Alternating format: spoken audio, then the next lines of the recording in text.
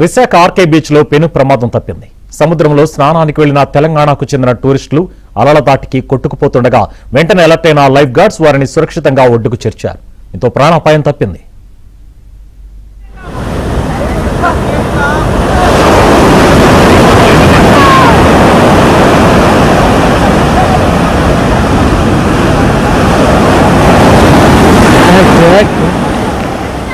আরে দাঁড়াও দাঁড়াও ভিডিও করছে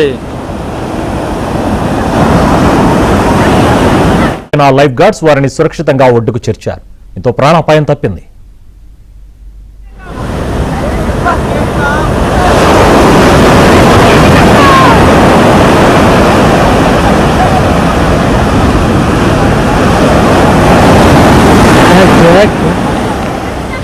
আরে দাঁড়াও দাঁড়াও ভিডিও করছে